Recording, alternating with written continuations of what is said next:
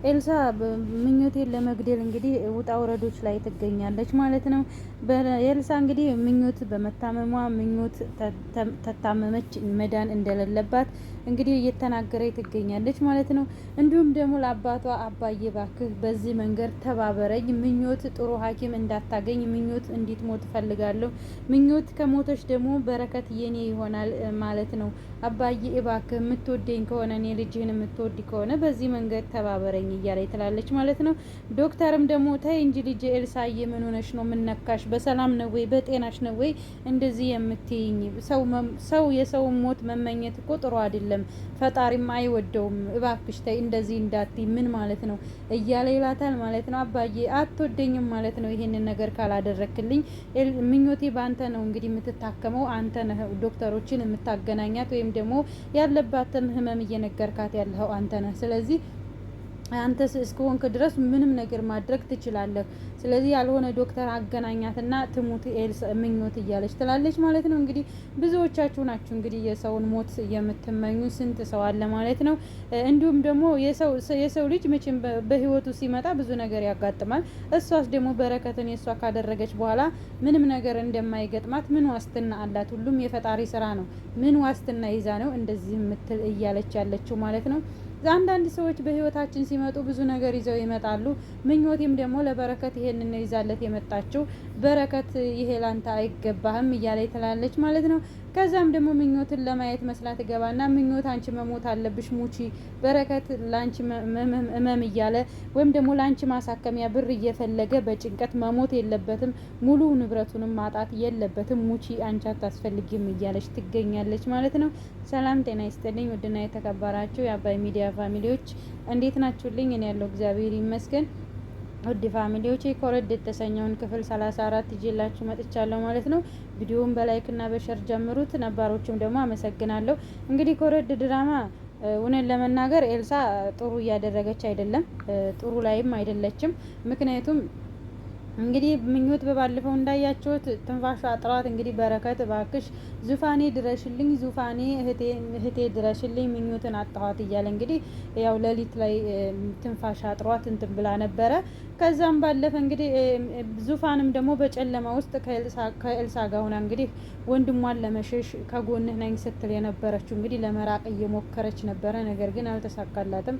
ከዛም በኋላ ዶክተሩ ጋር ተደውሎ ዶክተር እንደዚህ የሆነችብኝ ምኞቴ ምን ላርጋት ብሎ ሲለው ዶክተር በረከት ዶክተሩም ደግሞ በሩን ክፈቱ፣ መስኮቱን ሁሉ ክፈቱላት፣ አየር ታግኝ፣ የልቧ እንትን ሲጨናነቅ ነው እንደዚህ የሚሆነው እያለ ሲላት እንግዲህ እሺ ብለው ትራስም ነገር ቢሆን ቀጥ አርጋችሁ ትራስ አስተኟት፣ እንዳታንጋልሏት፣ ከፍ ያለ ትራስ ላይ ያስቀምጡላት፣ መስኮቱንም ክፈቱት፣ አየር ታግኝ እያለ ይላል ማለት ነው። ዶክተሩም እሺ ብለው እንግዲህ ያንን ሁሉ ካደረጉ በኋላ ምኞቴ ትንሽ ወደ ራሷ ስትመለስ እንግዲህ ወይዘሮ ኤልሳ ደግሞ እንግዲህ በምኞትን አንቺ መዳን የለብሽም ሙቺ፣ አንቺ ለበረከት የምትገቢው አይነት ሴት አይደለሽም እያለች ትላለች ማለት ነው። በረከትም ደግሞ እኔ ዙፋኔ ምኞትን አጥቼ መኖር የለብኝም፣ መኖርም አልችልም ያለ ምኞት ምንም አይነት ህይወት የለኝም፣ ህይወቴ ባዶ ናት፣ ምኞቴን ማጣት አልፈልግም፣ ምንም ይሁን ምኞት መዳን አለባት እያለ ይላል ማለት ነው። በረከት በምኞት መዳን አለባት የምትለው አንተ ብቻ አይደለም፣ እኛም ተመልካቾች እንግዲህ ምኞት መዳን አለባት። ምኞት ምንም ነገር መሆን የለባትም። በነገራችን ላይ ምኞት በጣም ታሳዝናለች። ምኞት የመጣችበት ከመጀመሪያውም የመጣችበት መንገድ በጣም ያሳዝናል። አሁን ላይ ደግሞ ምኞት ደስተኛ መሆን ነው ያለባት እንጂ እንደዚህ አይነት ህመም መኖር የለበትም፣ ወይም ደግሞ ምኞት መወገድ የለባትም ብዬ ነው እንደኔ የማስበው። እናንተስ ምን ትላላችሁ? ምኞት እንግዲህ ያው መጀመሪያም ስትመጣ አይታችኋታል። አባቷ ሙቶባት አባቷ ምንነታቸው በማይታወቅ ሰዎች ተገሎባት እንግዲህ በእናትያ እጅ እየተሰቃየች ያደገች ልጅ ነች። ከዛም አሁን ደግሞ እንግዲህ ሰራተኛ ሆና ከገባች በኋላም ደግሞ በረከትን አግብታ እንግዲህ ይሄ ሁሉ ነገር ተፈጥሯል ማለት ነው።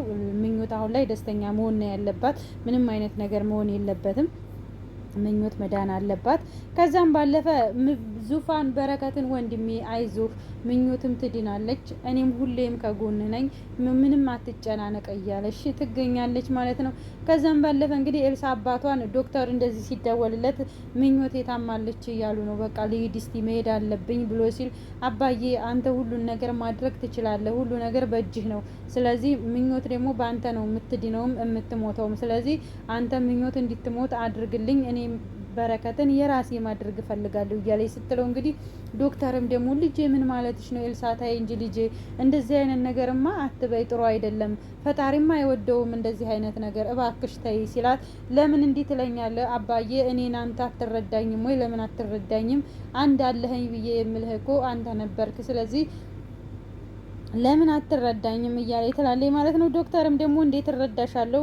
ለምን እንደዚህ ትያለሽ? ለምን እስፈለግሽ ብሎ ስጠይቃት በረከትን የራሴ ማድረግ ነው የምሞተው። ስለዚህ ምኞት ደግሞ መሞት አለባት መዳን የለባትም እያለች ስትል ኧረ ተይ ልጄ እንደዚህ አትበይ፣ በጤናሽ ነው ወይ እውነት እንደዚህ የምትይው እያለ ይላል ማለት ነው። ዶክተርም ደግሞ ከዛም ባለፈ ኤልሳ ዶክተር አንተ ነህ፣ ስለዚህ ምኞት መዳን የለባትም፣ ምኞትን ያልሆነ ሐኪም አገናኛት ወይ ደግሞ ያልሆነ መድኃኒት ስጥና ምኞትን ግደልልኝ እያለች ትላለች ማለት ነው። ዶክተርም ደግሞ በፍጹም ይሄን ነገር አላደርገውም እያለ ይላል ማለት ነው። ከዛም በኋላ ዶክተር ወደ እነ በረከት ቤት ካቀና በኋላ እንግዲህ ምኞቴ ተኝታ ሲያገኛት ምኞትን እንግዲህ ነካ ነካ አድርጎ ካየ በኋላ መቼም ዶክተር መድኃኒት ነው አይደለ በእጁ ራሱ ሲዳስስ ይባላል። ከዛም በኋላ ምኞት አሁን ላይ ያለችበት ጥሩ ሁኔታ ነው፣ ምንም የለባትም፣ ምንም ችግር የለውም ሲል በረከትም ደግሞ ዶክተር እባክህ ንገረኝ፣ ምንድነው ችግሩ ንገረኝ እባክህ፣ ምኞቴ ጉዳት ላይ ደርሳለች ወይ? ከፍተኛ ውጤት ላይ ነው ወይ ያለችው? ንገረኝ ብሎ ሲለው አቶ ዶክተርም ደግሞ ና እንሂድ ልጅ በረከት ወደ ክፍል ሂደን እናውራ አንተና እኔ ሲለው እሺ ብሎ እንግዲህ በረከትና ዶክተር ወደ ክላስ ሂደው እያወሩ እያለ ኤልሳ እንግዲህ ምኞት አንቺ መዳን የለብሽም መሞት አለብሽ፣ በረከት ደግሞ አንቺን እያየ መጨናነቅ የለበትም ወይም ደግሞ ለአንቺ ብሎ እዳ ውስጥ መግባት የለበትም። በረከት እንግዲህ የዳነበትን ወይም ደግሞ ተስንት መከራ እንደወጣ ታውቂያለሽ። ስለዚህ በአንቺ ጭንቀት ደግሞ በረከት ሲጨነቅ ማየት ለኔ በጣም ከባድ ነው። በረከት ባንቺ መጨነቅ የለበትም። በረከት የኔ ነው ያንቺ አይደለም፣ ለኔ ነው የሚገባው። መሞት አለብሽ እያለች ትላለች ማለት ነው ወይዘሮ ኤልሳ። ምኞቴም ደግሞ ነቃ ብላ እንግዲህ ኤልሳ መተሻል ሲላት ስትላት አዎ መጥቻለሁኝ ብላ አንቺ በህይወትሽ ላይ ከባድ ውሳኔ መወሰን አለብሽ፣ ወስኒ፣ መሞት አለብሽ፣ ሙቺ እንዳትድኒ እያለች ትላለች ማለት ነው ኤልሳ። ከዛም በኋላ ዶክተር ወደ ክላስ ገብቶ እንግዲህ በረከትን ይዞት ወደ ክላስ ከገባ በኋላ ዶክተር በረከት ምኞቴ ምን ላይ ነው ያለችው እባክህ ንገረኝ ምንድን ነው ሲለው ዶክተርም ደግሞ ልጅ ብሩክ አሁን ላይ ምኞቴ ግዴታ ቶሎ ወደ ሐኪም ቤት መሄድ አለባት፣ ሐኪም ቤቱ ደግሞ በጣም ወረፋ ነው ሲለው በረከትም ደግሞ ዶክተር እባክህ ማድረግ የምትችለውን ሁሉ ነገር አድርግና ምኞትን አዲንልኝ እባክህ ብሎ ሲለው ዶክተርም ደግሞ እሺ በቃ ችግር የለውም ወረፋ ቶሎ ቀድሞ እንዲሰጣት አስቸኳይ እናደርጋለን፣ እኔ ዶክተሮቹን አናገራቸዋለሁ ብሎ ሲለው እንግዲህ በረከትም ቢሆን ዶክተሩን በጣም አመስግኖ ኤልሳም ደግሞ ለዙፋን እንግዲህ ኤልሳ ዙፋን ምኞት ለዙፋን የምትገባው ለበረከት የምትገባው ሴት አይደለችም። ስለዚህ አንዳንድ ሰዎች በህይወታችን ውስጥ ሲገቡ ምን ይዘው እንደሚመጡ አይታወቅም እያለች ትላለች ማለት ነው። እሷም ብትሆን ለበረከት ምን ይዛ እንደመጣች አይታወቅም። እንግዲህ በረከትን የራሷ ለማድረግ ነው እንግዲህ ኤልሳይን ሁሉ ነገር እያደረገች ያለችው። ነገር ግን እሷም በረከትን ብትይዝም ምን እንደሚፈጠር አታውቅም፣ ወይም ደግሞ ምን እንደምትሆን አታውቅም። ነገር ግን አንዳንድ ሰዎች የሰውን ውድቀት እንትን ብላችሁ በሰው ላይ የምትረማመዱ ስንቶቻችን አለን፣ ወይም ስንት ሰው አለ ማለት ነው።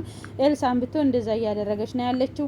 እንግዲህ ዙፋንም ደግሞ ታይ ኤልሳ ባክሽ እንደዚህ አትበይ፣ በረከት ምኞቴን አቶ በጣም መኖር አይችልም፣ ምኞትን በጣም ነው የሚያፈቅራት በረከት፣ እባክሽ ታይ ኤልሳ እንደዚህ አትበይ፣ ወንድሜ ምኞትን አቶ መኖር አይችልም፣ ያለ ምኞት ምንም ህይወት የለውም፣ ምኞቴን በጣም ነው የሚያፈቅራት ወንድሜ እያለች ስትላት ኤልሳ መረዳት አልፈለገችም።